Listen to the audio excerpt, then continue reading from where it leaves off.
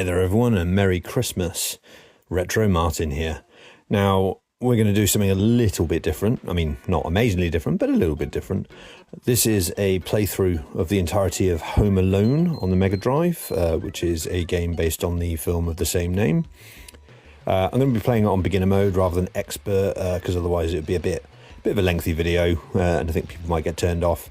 The idea behind this video is just to show off the game, how it works, because it's a game that doesn't get a lot of great critical reception. It's not considered a very bad game, but it's not considered a great one either. I got mine a long time ago, back in like 1994, a couple of years after it came out, originally in 1992 in North America and PAL regions. And I really enjoyed it. I've got some good memories with it. I bought it from an Argos catalogue, along with my very first watch. So yeah, bit of an interesting memory there.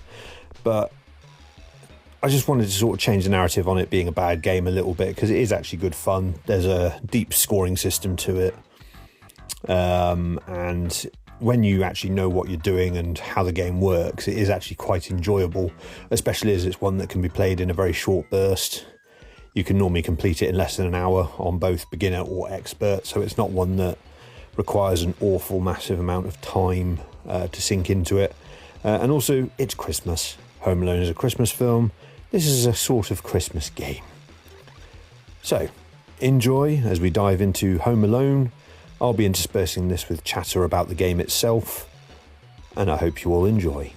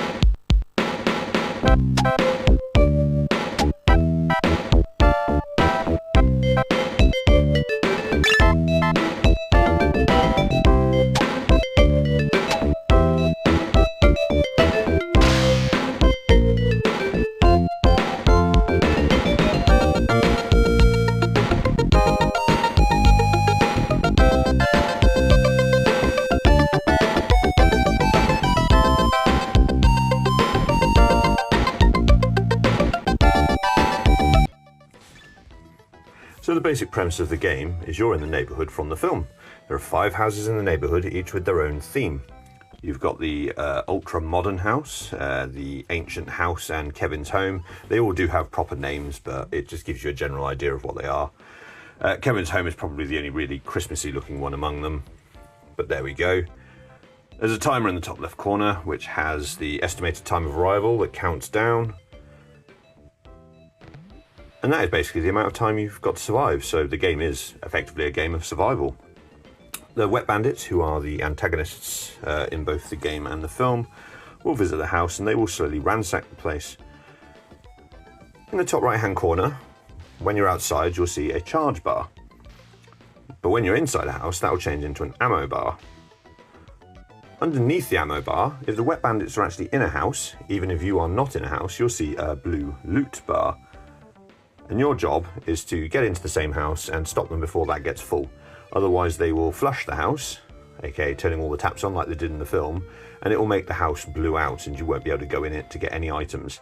You can't save it and it will affect your end score. When you are in the same house as the wet bandits, there will also be a yellow pain meter below the loot one, and your job is to fill this up, whether through the use of traps or weapons. And once it's full, you have effectively saved that house, which will drive them out, albeit temporarily, because they will leave and they will come back. Now they always start at Kevin's house in beginner and will go on a specific route through the houses, and because the timer is much shorter, the final house you probably won't spend too much time in with them. On expert it is completely randomized, and they could go anywhere, and because it's obviously a longer timer, you could be going to several houses at once basically. So when you start the game, you start off outside on your sledge, which you move around the neighbourhood in a top-down fashion. You can go to any of the 5 houses, drive around the roads, and you've got that charge bar in the top left, which is the motor of your sledge. Obviously it's not in keeping with the film, but it helps speed you up temporarily. Once this is completely drained, you are no longer able to speed up, and you have to stick with the very, very slow movement. So keeping this topped up as best possible by not overusing it is the best thing possible. You can find batteries to recharge it, and when you save a house, you will get a tiny amount back, and I do mean very tiny, to get you around. So the whole point of the map screen is to see when the wet bandits are coming and to pick up items, and also go to the houses. There are also little red icons around the map, which are, I believe, fire hydrants, and if you're going fast enough and knock into them, you'll get a very tiny amount of points, I believe 50 points, and it has a small animation of you flying into the air, so it's something a little bit fun that you can do if you've got plenty of items and you're waiting for the wet bandits. The other thing to do is to drive over the snowmen, which are dotted about the place, which will have items for the weapons within them. So when the wet bandits come on, you'll see them in their blue van and they will drive around. They can drive back on themselves, they will take weird routes to try and shake you off the trail of where they're going. But once they park up outside of a house in the garage or outside the garage, they will then ransack the house. Now the idea is, if you know which house they're going to, or if you can just beat them in time, you will actually be able to get into the house first. Or you can spend time going to each house beforehand, so you can set traps, but more on that a little bit later. So your job is to make sure the houses don't get ransacked whilst the timer goes down until it reaches 0. If you manage to save all 5 houses, you get a nice little bonus of 10,000 points at the end, and you get 1,000 points for each house that you save. So if you manage to save all 5, you get 5,000 on top of that. So that gets tallied up in your score at the very end, and you get score for picking up items as well for your weapons and knocking into the aforementioned fire hydrants. So there is a bit of a scorer attack element to it to try and get that score as high as possible, which is denoted in the top left hand corner by the timer.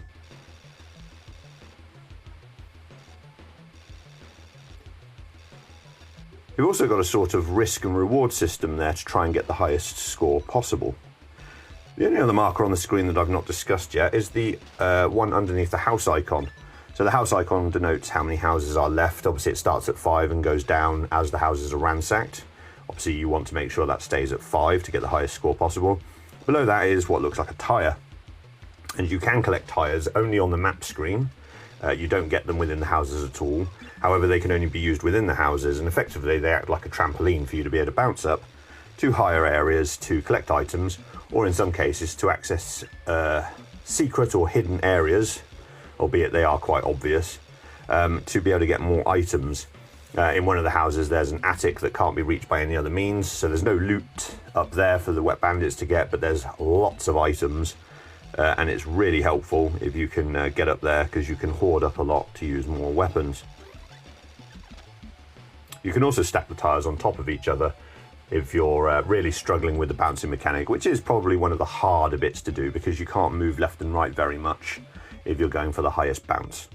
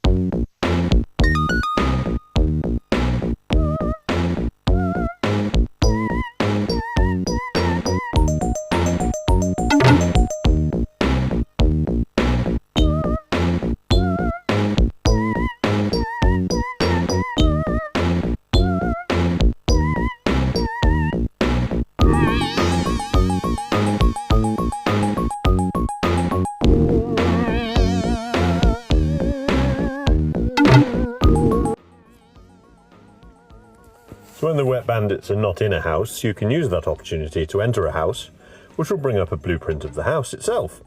So you can see the layout, how many floors, doors, etc. And this allows you to set traps.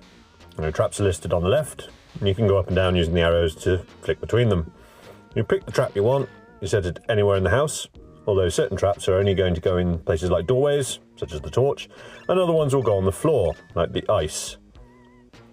Now, beginner mode has about 6, maybe 7 traps, and then there's a couple more added for expert. So, again, expert is harder, not by virtue of the game itself. The wet bandits move around the map screen faster. When they disappear, they don't spend quite so long outside of the map, and obviously the timer itself is the longer. But other than that, it's not really any more difficult. So getting the extra traps and weapons really does help set expert apart. So now we actually get onto the main part of the game, which is you actually running around the house trying to stop the wet bandits. So as I said before, each house is unique in its setup. It has its own gimmicks. Kevin's house is the one you'll start in beginner mode. There's plenty of objects to jump around, sofas to bounce off, beds to climb on, and you'll see loads of items dotted about which you can pick up, such as glue, balloons, hair dryers, and they're the weapon items that you will end up picking up and getting score for. You'll also see little blue objects set against the green background which look like little mini safes. These are the safes that the wet bandits will open, and you'll notice that the loot bar will go up as they raid them. Your job is basically to use these weapons and traps to stop them from filling this bar up so you can evict them from the house. If you have no traps, then you're going to have to stick with weapons. You'll always start with a BB gun that has a very limited amount of ammo. It's a pretty good weapon all round because it's simple, it shoots forward, it inflicts a moderate amount of pain, but unfortunately the ammo is quite scarce. You might find some little tins dotted about, which when you pick them up, they are the ammo for the BB guns. So it can be quite handy to keep your BB gun as a backup rather than using it as your main weapon. So your main thing to do is to find all these extra items and set them up together to make new weapons. Once you have filled the pain meter, you will evict the wet bandit. You'll go to a score screen where you get 4 scores. Your house bonus, a pain bonus, a weapon bonus for making weapons, and a trap bonus for how many traps you've used as well. You'll also be treated to a little one-liner, depending on the last weapon you used to defeat them. It can be a fun little distraction to watch them getting hit with these again. I certainly thought it was a good laugh as a child. The wet bandits will then get out of the house, jump back in their van, and they'll drive off the map for that short amount of time. I believe on beginner mode they leave for about a minute, and on expert they leave for about 30 seconds because they drive a little bit faster. But this gives you a chance to pick up any more items that you need to, as well as setting any more traps in the houses.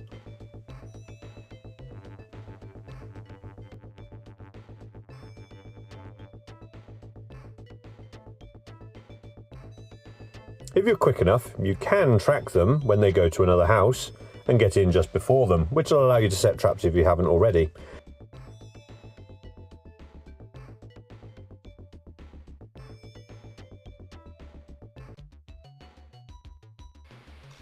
You can try and guess which house they're going to and get yourself in there a bit quicker, but sometimes they will turn back on themselves on the road, so you do need to watch out.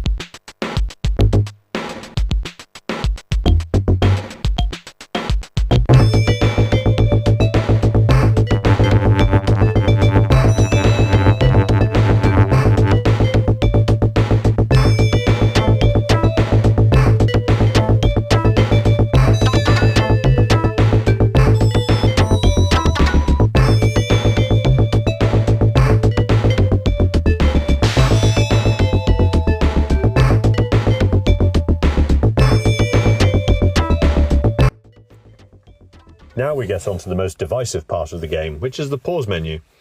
When you pause the game, it brings up what looks like a weapons inventory. Now, it will look confusing at first. You'll get a picture of Kevin in the middle, firing off whatever weapon he's got equipped, and on the left you'll see a bunch of items. There's 3 box outs at the bottom, and 2 buttons on the right. On beginner mode, the game will automatically populate the 3 boxes for you, so you can then use the wrench icon to automatically make the weapon. The hammer below it is used to dismantle the weapon, which will give you back the first 2 boxes worth of stuff, but won't give you back the ammo. At the top, you get a list of the weapons that you have, which you can cycle through using the arrows. You'll also see how much ammo you have next to Kevin on the middle screen. So on the left, you've got your lists of items, your glues, your balloons, your hair dryers, your magnets, and you will have to scroll through them, and there's quite a lot of them, which can be rather annoying. But basically selecting these items will put them into the box outs at the bottom. So the first one is basically the operation. So this will be how it fires. So with the hairdryer firing up like a mortar, or the crossbow firing straight forward. So you'll put those ones in first. The second one is the actual firing mechanism. So this will be an elastic band, or balloons, or a wire, if you're playing on expert, of course. And then the final box is your ammunition. So this will be your ice, your tar, your magnet, whatever it ends up being. When you've combined them, if it's not going to work, you'll just be met with a dull woo sound, which means you can't make it. The manual of the game actually gives you a space to populate the combinations and has a few already written in for you, so you can keep track of them. And obviously nowadays we have access to things like the internet, so we can look these things up. So if it does work and it does create the weapon, you'll get a little jingle and it will get added to your repertoire and you can cycle over to it at the top. Some weapons are much easier to use than others. As I said before, things like the hairdryer tend to shoot the weapons upwards like a mortar, but you can use a little bit of skill, wait till the last second and fire it when the wet bandits are near you, so you will always land it. But there is that little bit of risk involved when you do this. As I said before with the traps, expert mode does have more items, and this includes things like the flash bulb, which aren't present in beginner mode. So you have an extra 3 or 4 weapons that you can create, which are also quite fun to use and have different effects. So this does vary the action up somewhat, making it more of a point-to-play expert to test your skills. While this weapon creation system isn't the perfect system, it is workable, there is a very nice variety of weapons, they all have quite funny animations, and when they hit the wet bandits, such as the super ball, turns them into big giant balls, or the ice turning them into snowmen, it can be quite amusing to watch. So I quite enjoyed it, regardless of its janky-ish nature.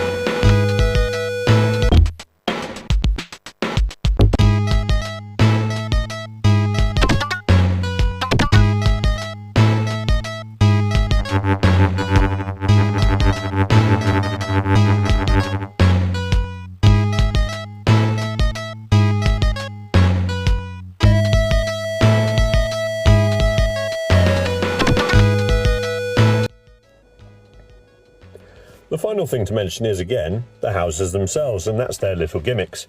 Whether it's the super modern house or Kevin's house, but they all have unique environmental hazards within them, which can either assist you or hinder you. However, these environmental gimmicks don't generally change the pain meter at all, although there are some things you can do that work in conjunction with it, which I will mention. However, in the main, it usually either slows them down or knocks them about, or does it to you. So it can be a double-edged sword. So in Kevin's house, you've got the iconic tarantula from the film crawling around on the ceilings, and he'll drop down and attack either you or the wet bandits. In the futuristic house, there's a robot that patrols and will pick you up and electrocute you. And in one of the houses, there's a cat that will jump and scratch you, which can slow you down quite considerably. There are some additional factors in the ancient house, which has broken floors, and they will crack beneath you, which can cause you or the wet bandits to fall down. Putting tires on top of them doesn't really help either, because they will just break and fall down also.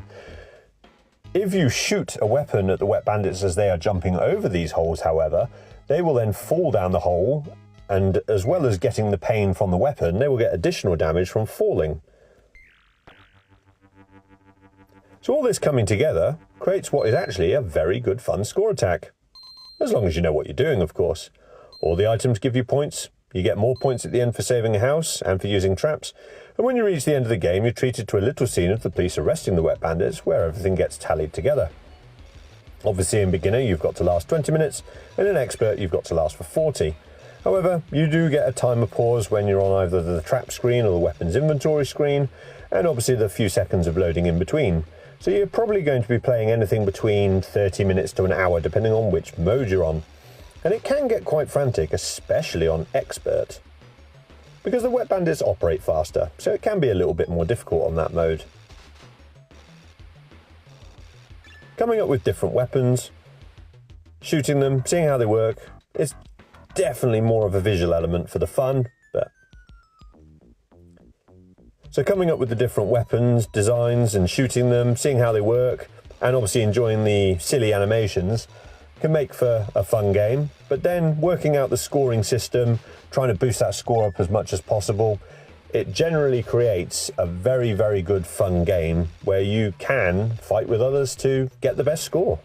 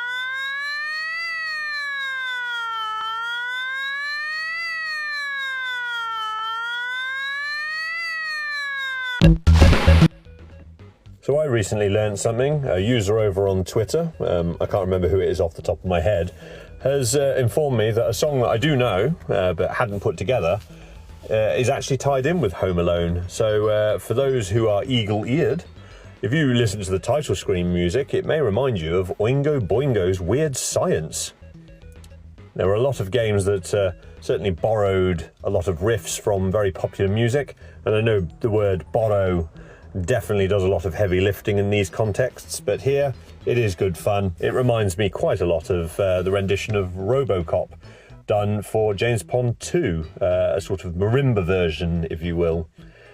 But there we have it. That's Home Alone on the Mega Drive. I hope you enjoyed my playthrough. It wasn't the best I've ever done, but I did manage to save all 5 houses. Managed to have a bit of fun, drive the wet bandits absolutely crazy, make some fun weapons, set some traps. So ultimately, as always, I had a good bit of fun with it, as I always have since the age of 9 when I first got it. That was quite a long time ago though. I hope you've enjoyed watching the playthrough. Maybe you've changed your mind on Home Alone. Maybe you want to give it another go, but I'd certainly recommend it. It's Christmas time after all. So Merry Christmas everyone, and I hope to see you in the new year for more videos.